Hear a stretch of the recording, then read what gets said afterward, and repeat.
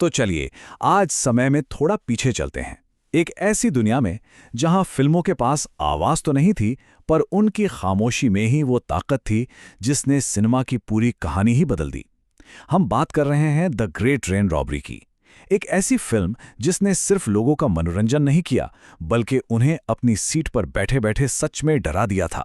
आप ये सवाल सुनने में आज शायद थोड़ा अजीब लगे, है ना? पर जरा उस जमाने के बारे में सोचिए जब लोगों ने पहली बार पर्दे पर चलती फिरती तस्वीरें देखी थीं। उनके लिए ये कोई मजाक नहीं था। उनके लिए ये सवाल असल में जिंदगी और मौत का सवाल बन गया था। और इसका जवाब हमें इस कहानी के बिल्कुल आखिर में मिलेगा, एक ऐसे सीन में जिसने इतिहास बना दिया। तो हमारी कहानी की शुरुआत होती है एक बहुत ही खतरनाक प्लान से। एक ऐसा प्लान जो दिखने में जितना सीधा था, असल में उतना ही बेरहम। तो चलिए देखते हैं कि कैसे कुछ डाकुओं ने एक चलती हुई ट्रेन को लूटने का ये खेल शुरू किया। सब कुछ एकदम शांत है। एक टेलीग्राफ ऑफिस है जहां एक ऑपरेटर अकेला अपने काम में लगा हुआ है। उसे बिल्कुल अंदाजा नहीं है कि बाहर अंधेरे में दो लोग उसे ही देख रहे हैं। और फिर अचानक दरवाजा खुलता है। दो नकाबपोश डाकू बंदूक लेकर सीधे अंदर घुस आते हैं। उनकी बात बिल्कुल साफ थी, आने वाली ट्रेन को रोको, नहीं तो। जैसे ही वो डरा हुआ ऑपरेटर सिग्नल देता है, डाकू उस पर हमला कर देते हैं। एक जोरदार वार और वो बेचारा बेहोश होकर जमीन पर गिर जाता है। उसे बेरहमी से बांधकर फर्श पर यूं ही छोड़ दिया जाता है और डाकू अपने अगले काम के लिए निकल पड़ते हैं। उधर ट्रेन पानी भरने के लिए थोड़ी धीमी होती है और बस इसी मौके का तो डाकुओं को इंतजार था। वो अंधेरे का फायदा उठाकर परछाई की तरह ट्रेन पर चढ़ जाते हैं। किसी को कानों कान खबर तक नहीं होती कि खतरा अब उनके साथ ही सफर कर रहा है। अब डाकू ट्रेन के अंदर पहुंच चुके हैं और यहीं से असली खेल शुरू होता है। दरवाजों के पीछे बैठे मुसाफिर अपनी ही दुनिया में हैं।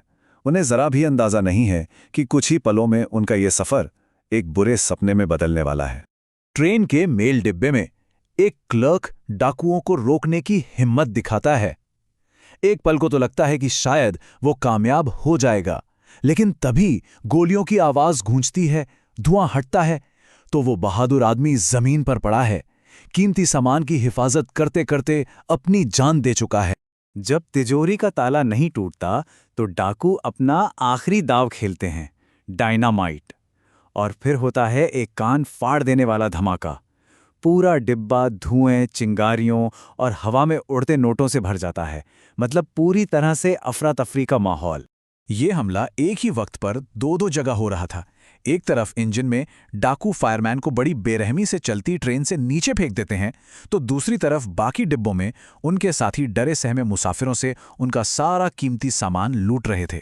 किसी पर कोई रहम नहीं। इस दहशत के माहौल में एक मुसाफिर भागने की कोशिश करता है, पर यह उसकी सबसे बड़ी गलती थी। एक गोली चलती है और वो वहीं ढेर हो जाता है। ये डाकुओं का एक साफ संदेश था, यहां से कोई बचकर नहीं जाएगा। डाकू अपना काम खत्म कर चुके हैं। लूट का सारा माल लेकर वो भाग रहे हैं।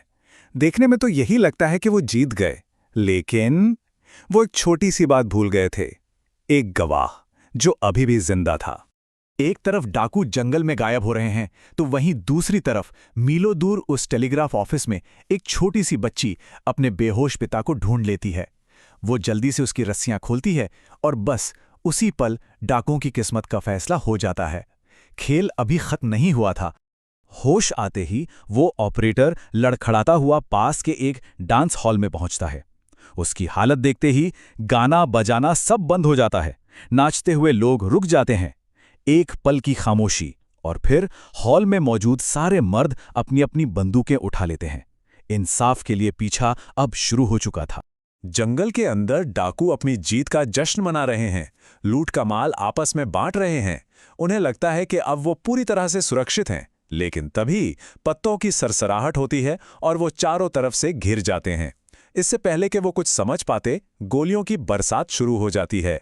ये लड़ाई ज्यादा लंबी नहीं चली, पर थी बहुत खूनी। जब बंदूकें शांत हुईं, तो एक भी डाकू जिंदा नहीं बचा था। कानून की जीत हुई, लूटा हुआ पैसा वापस मिल गया और यहीं पर ऐसा लगा कि कहानी खत्म हो गई है। तो डकैती की कहानी तो खत्म हो गई, इंसाफ भी हो गया, लेकिन फिल्म अभी खत्म नहीं हुई थी। अब वो सीन आने वाला था जिसके लिए कोई भी तैयार नहीं था। एक ऐसा पल जो कहानी का हिस्सा नहीं, बल्कि सीधे देखने वालों पर एक हमला था। अचानक स्क्रीन पर डाकुओं के सरदार का चेहरा नजर आता है, और इतना बड़ा, इतना करीब कि लोग बेचैन हो जाते हैं। उस जमाने में किसी ने पर्दे पर किसी इंसान का चेहरा इतने पास से नहीं देखा था। ये बहुत अजीब और खतरनाक लग रहा था। और फिर वो कुछ ऐसा करता है जिसके बारे में कोई सोच भी नहीं सकता था। वो कहानी में किसी और को नहीं देखता, वो सीधा दर्शकों की आंखों में देखता है। ऐसा लगा जैसे वो पर्दे से बाहर निकलकर उन्हें घूर रहा हो, जैसे उसे पता हो कि वो सब उसे देख रहे हैं। उसकी आंखें सीधा दर्शकों पर गड़ी हुई हैं। पूरे हॉल में सन्नाटा है, और फिर बहुत धीरे धीरे वो अपनी बंदूक उठाता है, और उसका निशाना सीधा दर्शक थे। एक पल के लिए जैसे वक्त थम सा जाता है, और फिर बिना किसी वार्निंग के एक धमाका होता है। गोली सीधा दर्शकों की तरफ चली थी। कहते हैं कि उस दिन लोग डर के मारे अपनी सीटों के नीचे छिप गए थे। वो चीख पड़े थे। उन्हें लगा कि उन्हें सच में गोली लग गई है। ये सिर्फ एक फिल्म नहीं थी, ये एक हमला था। सिनेमा ने पहली बार लोगों को ये एहसास कराया कि वो सिर्फ कहानी देख नहीं रहे हैं, बल्कि वो खुद उस कहानी का हिस्सा है। तो आखिर में द ग्रेट ट्रेन रॉबरी सिर्फ एक ट्रेन लूटने की कहानी नहीं थी। ये वो तजुर्बा था जिसने दुनिया को दिखाया कि सिनेमा आखिर क्या क्या कर सकता है। ये सिर्फ चलती फिरती तस्वीरें नहीं थीं, ये एहसास जगाने, दिल की धड़कनें बढ़ाने और यहाँ तक कि लोगों को डराने का एक बहुत शक्तिशाली जरिया था। और इस सब की शुरुआत हुई थी एक गोली से, एक ऐसी गोली जिसने हमेशा हमेशा के लिए सिनेमा का चेहरा बदल दिया।